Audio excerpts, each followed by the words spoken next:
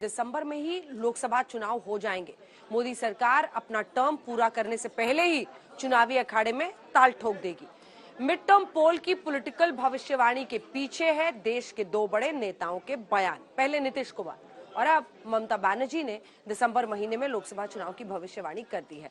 यानी चुनाव 2024 में नहीं बल्कि 23 में हो जाएंगे। जल चुनाव के दावे में आखिर कितना दम है, समझिए इस रिपोर्ट।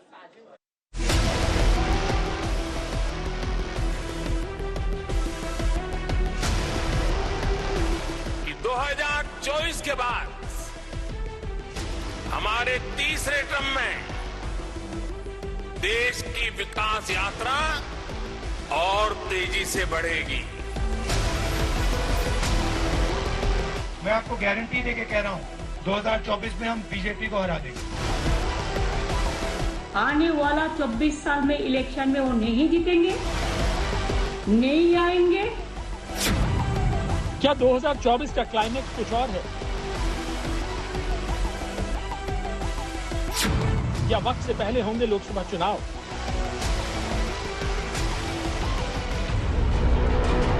ऐसे सवाल इन दिनों सियासी गलियारों की कानाफूसी में तैरने लगे हैं।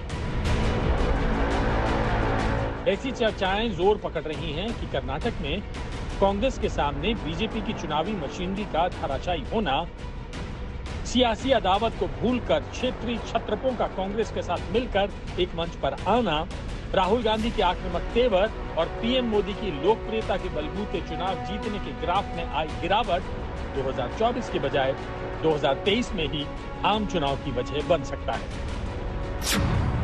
क्या चुनाव के लिए तैयार है टीम मोदी?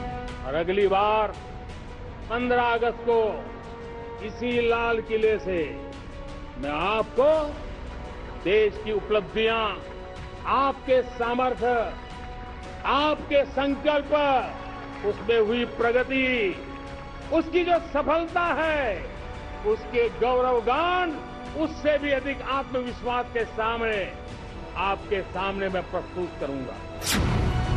क्या विपक्षी ताकत से डर गई है बीजेपी? देश में आपने फर्क देख लिया है, बीजेपी का राज देख लिया आपने, कांग्रेस पार्टी का राज देखा है। ठीक है, तो आप ये मत सोचिए कि कांग्रेस पार्टी बीजेपी से टक्कर नहीं ले सकती। मैं आपको गारंटी देके कह रहा हूं 2024 में हम बीजेपी को हरा देंगे।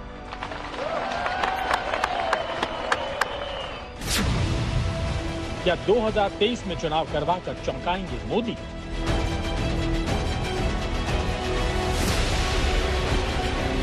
विपक्षी गठबंधन यानी इंडिया वालों की माने तो मिड टर्म चुनाव की स्क्रिप्ट लिखी जा चुकी है।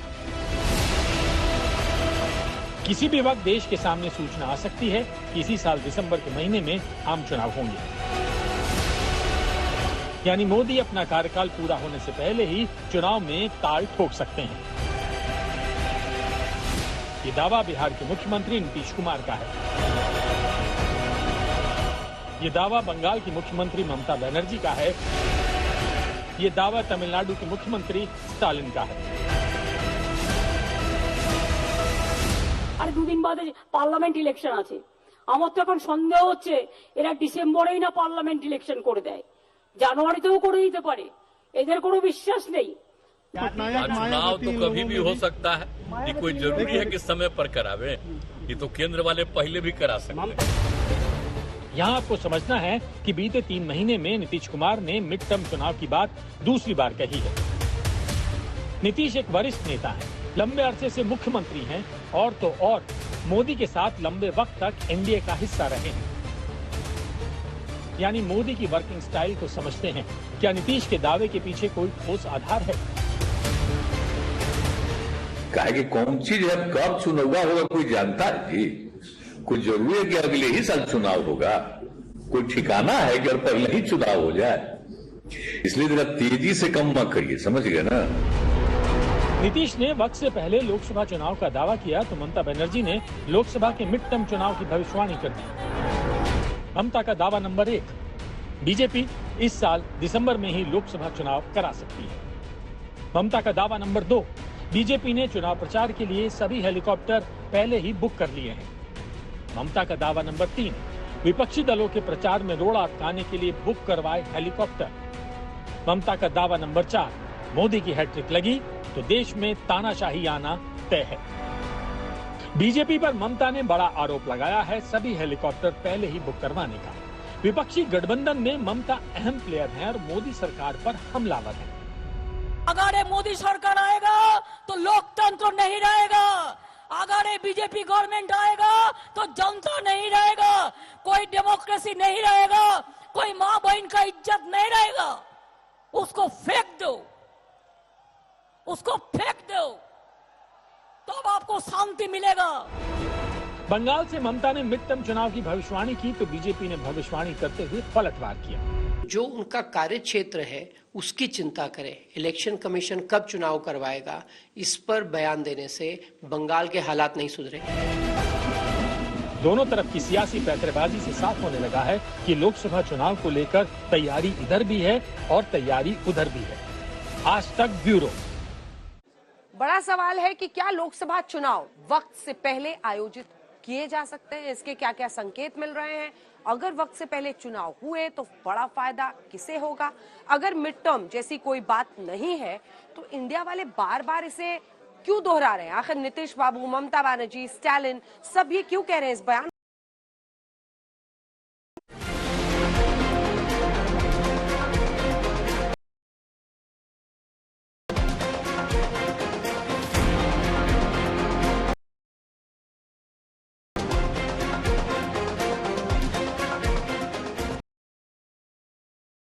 टीम इंडिया है, दूसरी तरफ 38 पार्टियों के साथ ताल ठोक रही पर सीधी टक्कर से पहले दोनों टीमों के बीच जुबानी जंग जारी है।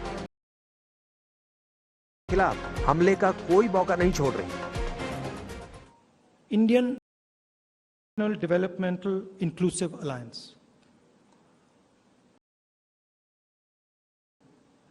लड़ाई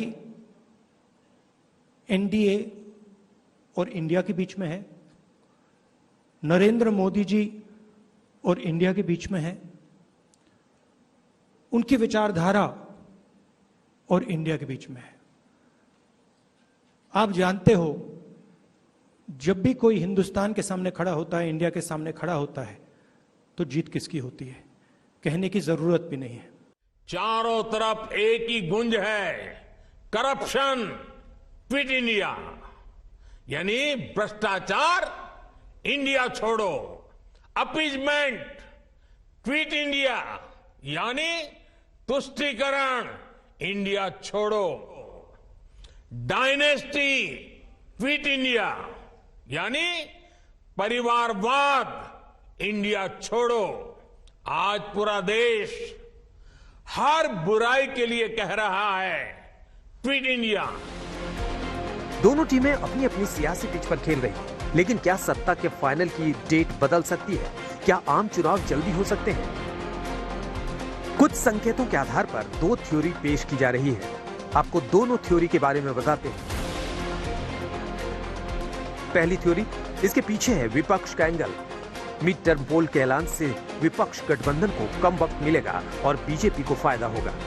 चुनाव पहले हुए तो राहुल को अपनी भारत जोड़ो यात्रा पार्ट 2 को बीच में रोकना पड़ेगा। फायदा बीजेपी को। चुनाव दिसंबर में हुए तो दिल्ली में आयोजित होने वाले G20 से बनने वाले माहौल का फायदा सीधे बीजेपी को होगा। अगले साल जनवरी में राम मंदिर का लोकार्पण है। दिसंबर में चुनाव हुए तो बीजेपी को हिंदुत्व का नारा काम आएगा।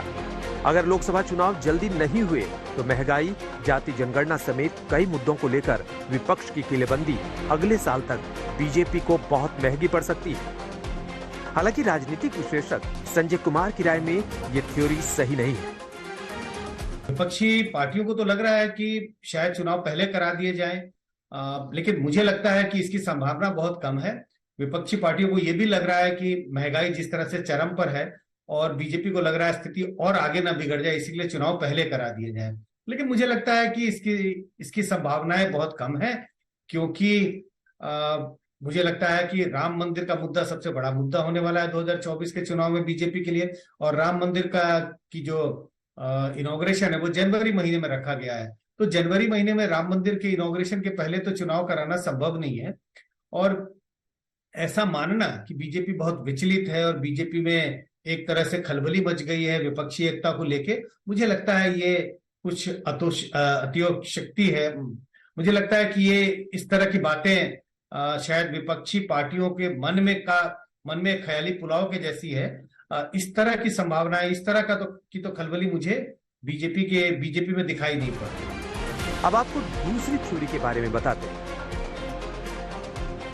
कुछ लोगों की राय है कि नीतीश कुमार और ममता बनर्जी का बयान एक सियासी रणनीति का हिस्सा है। दोनों ही नेताओं ने मिड टर्म चुनाव की आशंका जताकर अपनी चुनावी तैयारियों का टॉप गियर लगा दिया है। अपने कैडर को सीधा संदेश दे दिया है कि इलेक्शन मोड में रहे ताकि बीजेपी से मुकाबला किया जा सके।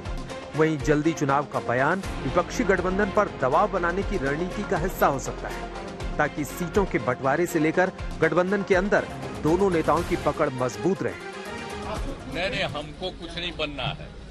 हम तो आपको बराबर कह रहे हैं, वो दूसरे लोगों को बनाया जाएगा, हमारी कोई इच्छा नहीं। हम तो सबको एकजुट करना चाहते हैं और सब मिल करके करें। हमको कुछ व्यक्तिगत नहीं चाहिए, हम तो सबके हित में चाहते हैं। इसलिए ये कभी मत सोचिए कि हम लोग कुछ चाहते हैं, वो सब बात नहीं।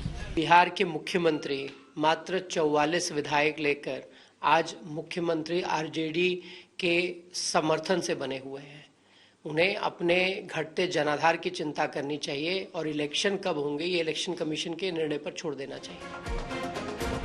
लोकसभा चुनाव अपने वक्त से पहले होंगे, ये दावा विपक्ष का है, जबकि बीजेपी इस दावे को खारिज कर चुकी है।